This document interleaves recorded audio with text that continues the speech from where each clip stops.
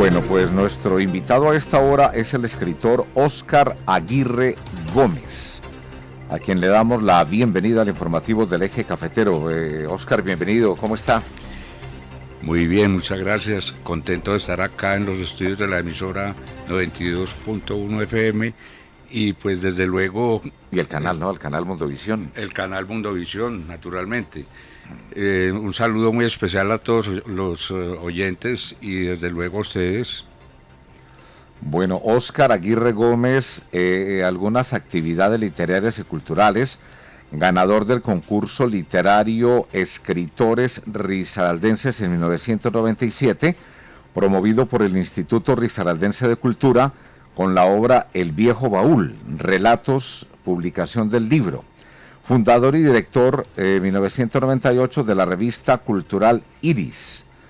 Cofundador y miembro del Centro Literario del Parnasco, capítulo Pereira 2000.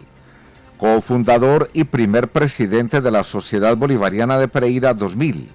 Receptor de la Copa Miguel Álvarez de los Ríos 2011. Miembro honorario de la Sociedad Bolivariana Colombia 2014.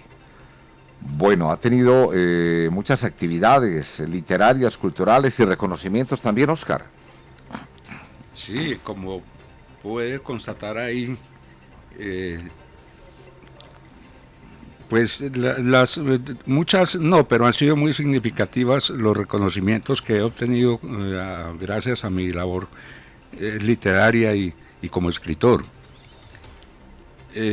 Recuerdo con mucho cariño, pues el hecho de haber sido aceptado en el Parnaso Literario en el año 2000 como miembro, porque no es fácil acceder a las filas. ¿Qué es el Parnaso Literario? El Parnaso Literario es una asociación cultural, más que todo literaria, que agrupa unas personas de la región cafetera. El Parnaso es a nivel nacional y el capítulo Pereira, al cual pertenezco, pues está conformado por un grupo muy selecto de personalidades. Bueno, ¿qué otras cosas nos puede comentar sobre esas actividades literarias y culturales? Yo empecé a escribir pues hace ya muchos años, porque la verdad es que pues, los años no pasan en vano. Sin embargo, acá estoy.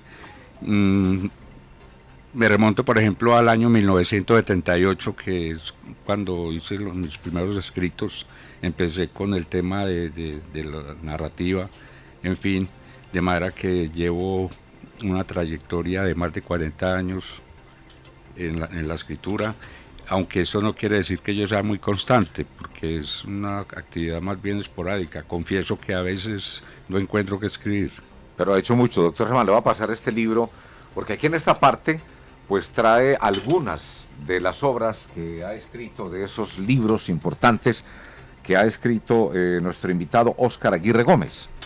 Sí, le doy los muy buenos días. Qué placer tenerlo, Óscar, por acá en los estudios de Qué Buena y de Mundovisión.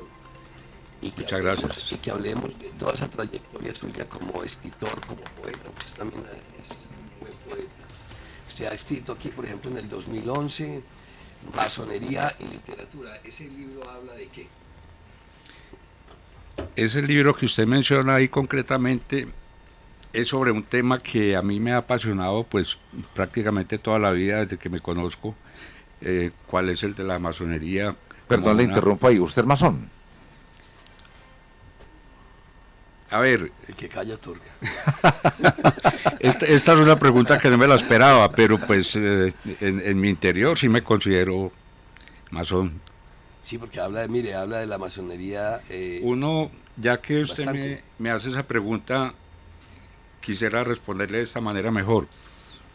Uno está libre de decir si es masón o no lo es. Lo que uno no puede hacer ni se debe hacer nunca es decir fulano de tal es masón. Bueno, Óscar, no. ¿Qué es masonería? ¿Qué significa ser masón? La masonería es una actitud ante la vida. Es un reflejo del interior de uno como persona, digamos, libre de ataduras, de convencionalismos, de dogmas, en fin. Google. De manera que, volviendo a la pregunta que usted me hacía ahora, el libro de Masonería y Literatura es una obra, es un ensayo que escribí yo hace muchos años, hablando de obras literarias relacionadas con la masonería, sin que necesariamente los autores hayan sido masones. ¿Qué dice Google con respecto a la masonería? Estoy buscando, Álvaro? Pero mire, si puede responder, tranquilo. Si no, no hay problema. Yo sé que le evadió la pregunta inmediatamente al doctor Germán de muchas cosas. ¿Por qué hay tantas cosas ocultas en la masonería que ustedes no hablan, no pueden, no se los permiten hablar? Si puede contestar, sí, es que la masonería si no, tranquilo. es como una logia. Sí, ¿y por qué son hombres únicamente? ¿Por qué no mujeres? No, la verdad es que la masonería realmente no tiene secretos que ocultar. El único secreto de la masonería es que no tiene secretos. En cuanto a que no pueden pretender mujeres, sí hay logias donde hay hombres y mujeres, inclusive... Hay mujeres masonas. En mujeres masonas, y en países como en Francia, por ejemplo, hay logias exclusivamente femeninas. ¿Verdad? Pues no, porque yo he tenido varios amigos, inclusive en Estados Unidos, masones, y me decían eso, que solamente hombres, inclusive que el hombre no le puede hablar mucho ni a la esposa ni a nadie sobre lo que hacen en la masonería. Usted dice que no hay secretos, pero mire lo que dice Google. Sociedad secreta de ámbito internacional y estructura jerárquica basada en la fraternidad entre sus miembros, los cuales se agrupan en logias y hacen uso de ritos y signos emblemáticos. Por ejemplo, yo tengo un amigo que ya murió, chileno, era compañero mío de radio en Tampa. Él de pronto me contaba algunas cositas y me decía, en el saludo sabemos quién es masón y quién no. Tienen una forma de saludarse. ¿Es así? No puede hablar.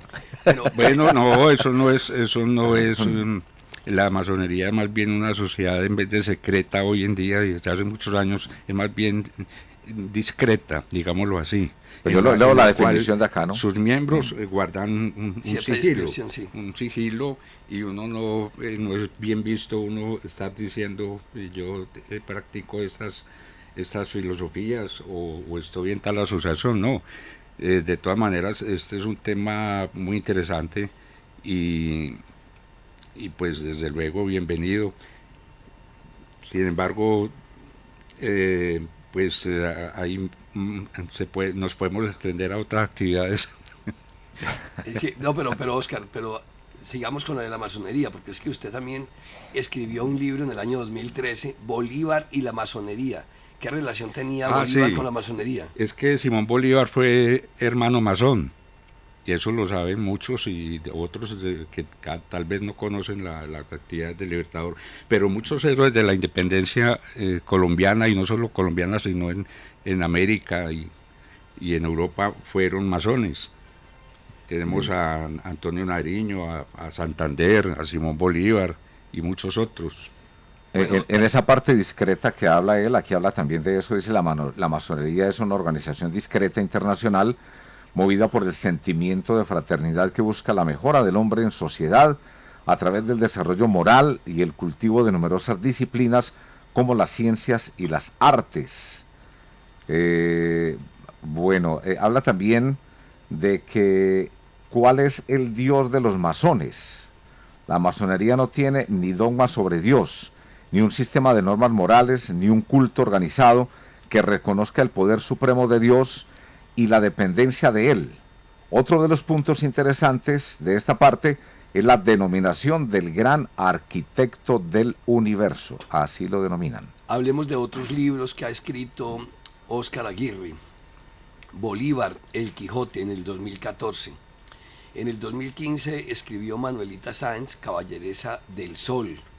En el 2016 escribió 2 libros, Eterno Mozart y Venus Despierta. En el año 2017 escribió Beethoven, Perfiles. En el 2018, Poe, de la melancolía a lo fantástico.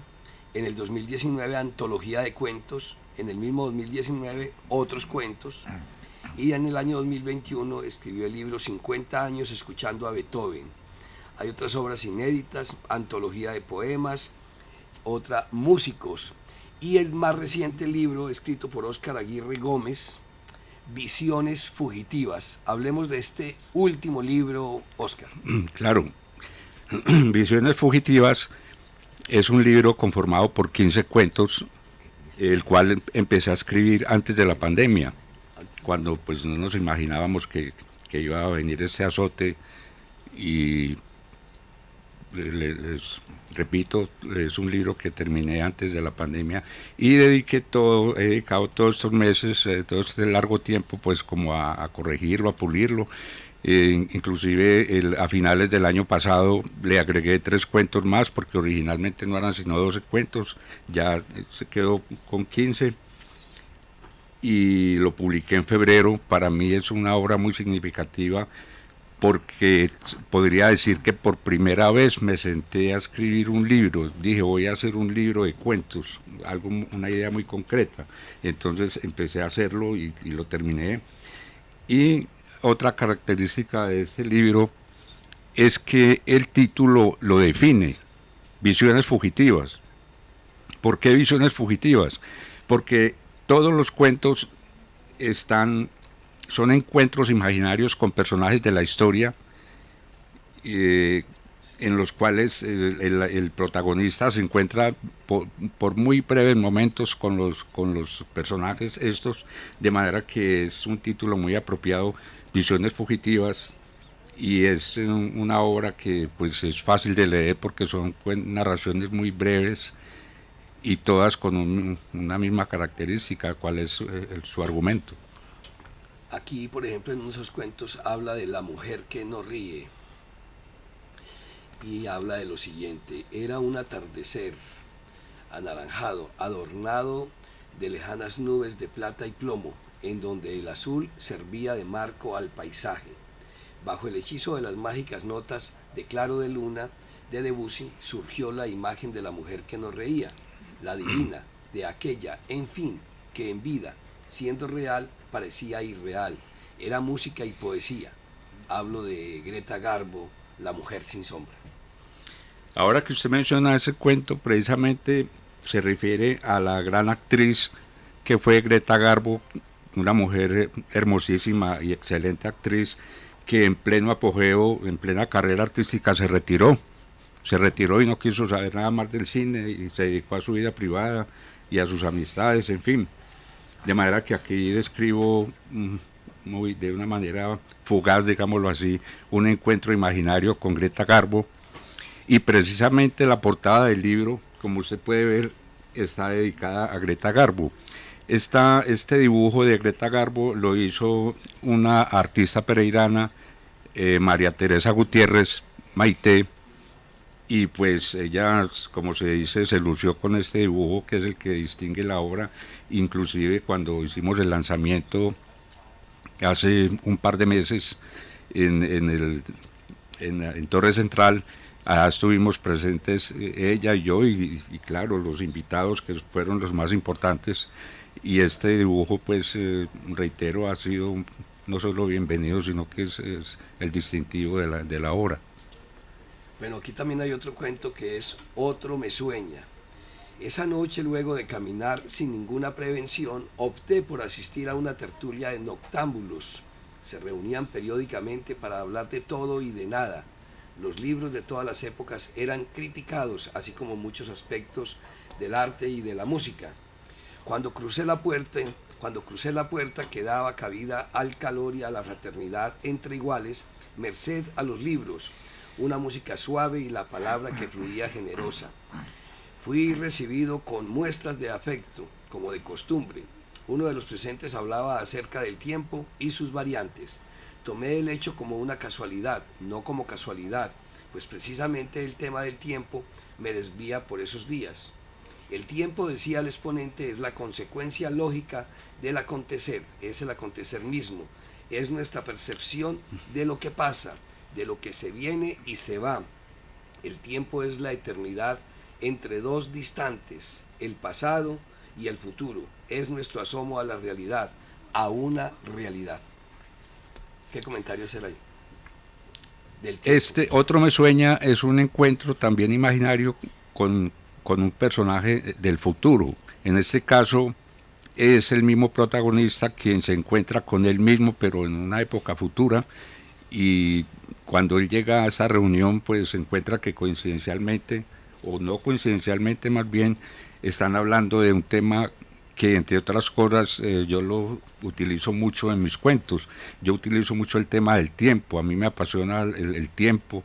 En términos filosóficos se dice que el tiempo no existe, que es una percepción del ser humano de la realidad, que una cosa es el tiempo físico, otra el tiempo psicológico, en fin.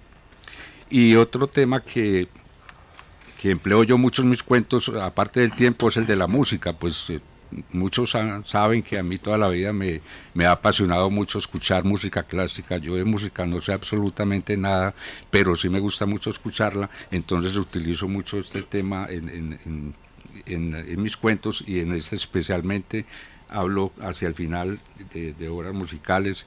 Aquí en este cuento específico no me refiero a ningún personaje, a ningún encuentro con un personaje histórico, sino más bien a un adentramiento en el propio yo del protagonista. A propósito del tiempo, usted que acaba de decir, ha investigado, le apasiona ese tema del tiempo, que mire que usted llega a decir que hay quienes opinan que ni siquiera existe. El tiempo hoy por hoy está corriendo a una velocidad. Aquí Álvaro siempre en las reflexiones que hace diariamente dice cómo corre el tiempo, y cuando da los días que van transcurridos del año, y efectivamente tiene razón. El tiempo está volando, está corriendo. Uno siente que los días están pasando más rápido que antes. ¿Eso a qué cree usted se debe? Pues como le decía, eso puede ser una percepción psicológica, porque uno es el tiempo físico, que es el movimiento de los astros, desde luego nosotros giramos alrededor del sol, en fin, etcétera, etcétera. Pero otro es el tiempo interior.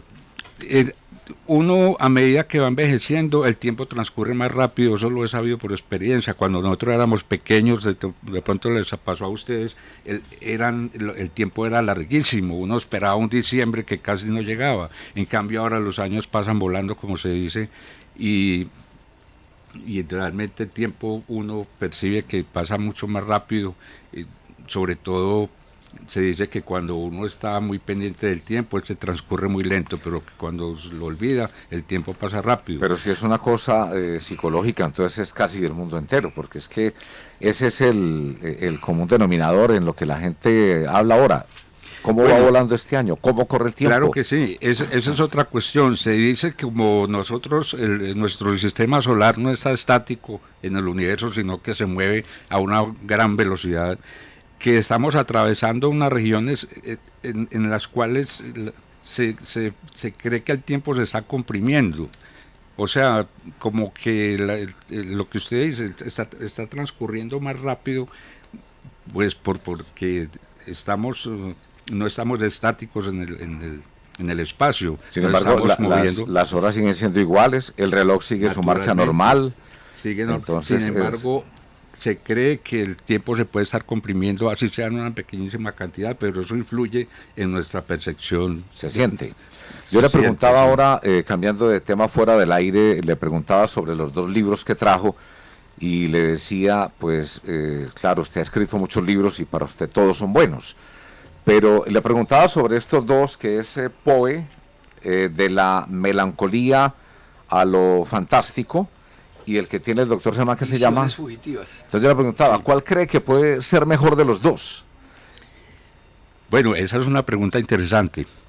Yo no podría decir cuál es mejor de los dos para mí. Sin embargo, se pueden relacionar mucho, porque Edgar Allan Poe, que es un autor de cuentos precisamente, fue uno de los personajes que más me impresionó a mí desde muy joven.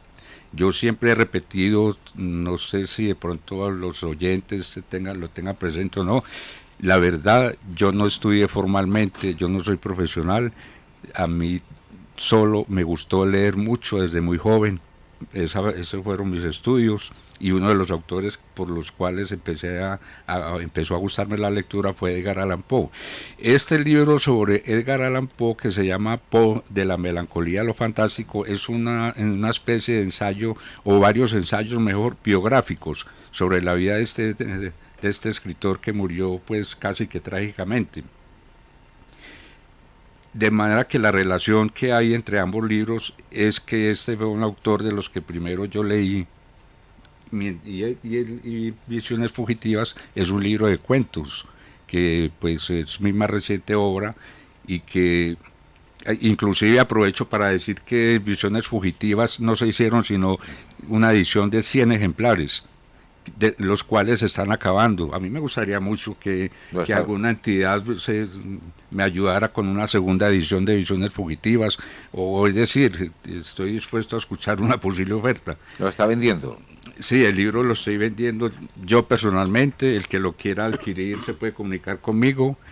El precio es muy económico, les digo, creo que no quedan ni 30 libros. Edgar Allan Poe, famoso por los cuentos de terror, estadounidense, vivió apenas 40 años de vida, 1809-1849, allí en Baltimore, Estados Unidos. Sí, sí. Edgar Allan Poe es uno de los autores más buscados por los lectores, no solo de cuentos de misterio, sino por la vida que él llevó precisamente, que es una vida casi que de cuento, porque su vida misma es como una novela. Bueno. Aquí dice que fue considerado el inventor del relato detectivesco. Detectivesco y fantástico. Y fantástico. Sí, señor. Mire, a propósito de ese tema del terror, otro de sus cuentos que trae en este libro, Visiones Fugitivas, es El fantasma.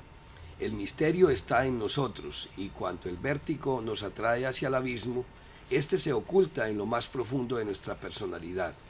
A finales del siglo XX fui vendedor de enciclopedias. Podría decirse, sin exagerar, que yo era el vendedor estrella de la empresa que las distribuía. Coincidió mi periodo final en tal oficio con la gradual desaparición de las enciclopedias físicas. Ahora todo el mundo consulta enciclopedias y libros virtuales por internet. La venta de enciclopedias, pues, decayó gradualmente, hasta el punto que ahora en la práctica solo son obras de biblioteca, casi que de museo. ¿Qué más habla de este cuento? Eso es cierto. El cuento del fantasma, en términos generales y de una manera muy escueta, es casi que una narración de humor. Es casi una narración de humorística. En este caso tampoco me refiero a ningún personaje histórico, sino a un argumento de mi invención, en el cual un vendedor de enciclopedias, como usted lo acaba de decir, visita a un posible comprador en su mansión, quien lo recibe muy bien, y de pronto el anfitrión empieza a ver ciertas familiaridades con el vendedor, a quien nunca había visto, y el vendedor a su vez encuentra que la casa le es muy familiar. A lo último resulta que el anfitrión le dice: no, pues es que ahora ya sé quién es usted, yo lo conozco, usted es el fantasma que me nota, que me visita por las noches. De manera que es un cuento que tiene más bien cierto sentido del humor y no basado en cuestiones históricas. Ajá. Quisiera agregar aquí, antes de que se me olvide, el año pasado, como yo casi toda la vida he escuchado música de la que me gusta, entonces vi que coincidía que llevo más de 50 años escuchando uno de los músicos que más me gustan, que es Beethoven.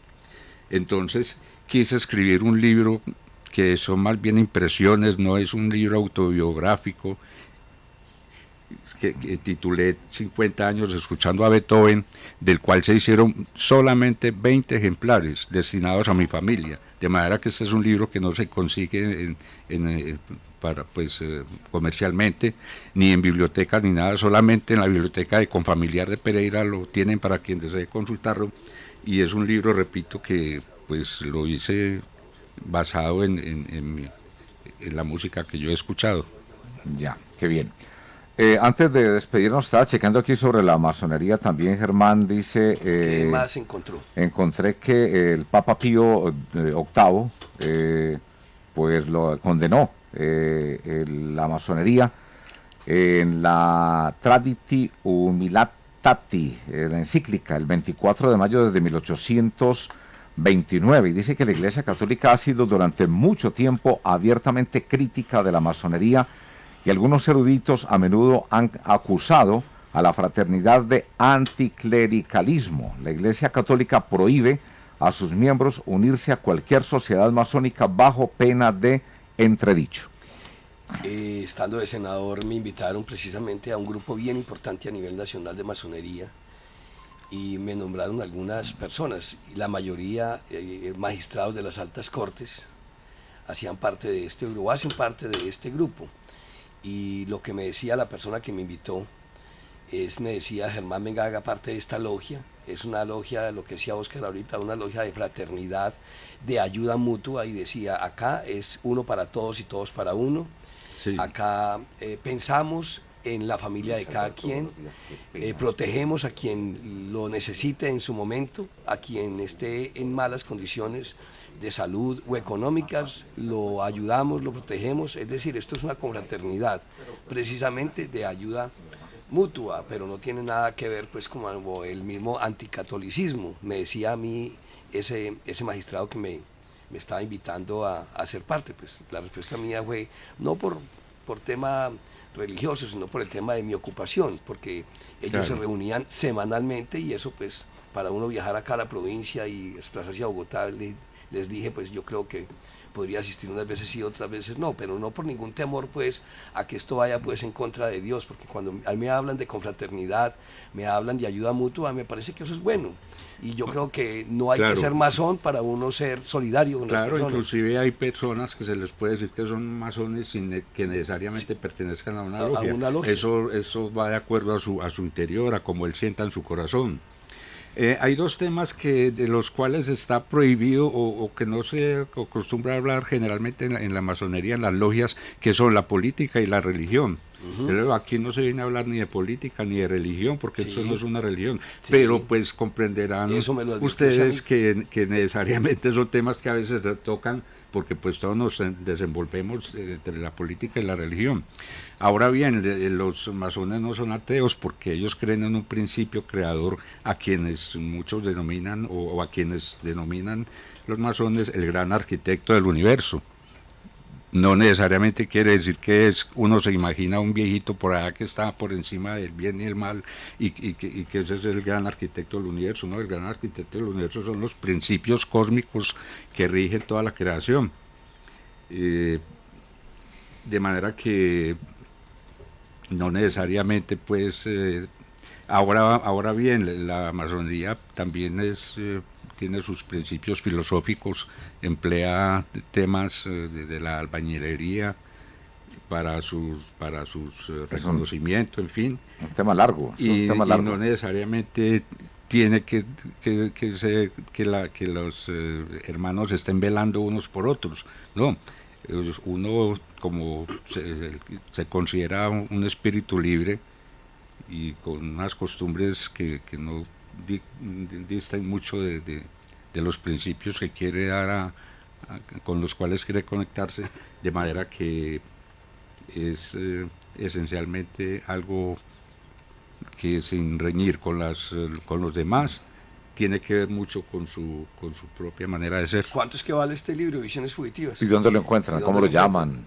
Visiones Fugitivas, como les decía, ya se están acabando, solamente vale 25.000 pesos, que eso prácticamente es poco, porque los libros todos los días están más costosos para mandarlo a hacer. Lo pueden adquirir conmigo mismo si desean. Les doy mi celular. Sí, claro, su número de celular, ¿cuál es? Mi celular es 312-865-2337. El libro... A ver, 312-865-2337. 312-865-2337. 25.000 pesos vale el libro. También tengo otros libros de mi autoría. Ahí están a sus órdenes los oyentes, las personas que quieran adquirirlo. Y de todas maneras yo me siento muy satisfecho con la oportunidad que me han dado ustedes de dirigirme a todos, y han sido muy amables. Óscar, a usted muchas gracias, muy gentil por atender esta invitación acá en el informativo del Eje Cafetero. Si hay algún escritor importante en esta región es usted, lo conozco de tantos años atrás, De hecho, usted me ha Muchas dado gracias. el privilegio de vincularme, de ayudarle a las publicaciones, porque sé que lo hace con mucho esfuerzo, con mucho sacrificio, y a mí me ha gustado pegarle una ojeada a sus libros, leérmelos, porque creo que usted le pone a esto lógica, le pone pasión, le pone amor, le pone poesía, esa que tanto me gusta. Así que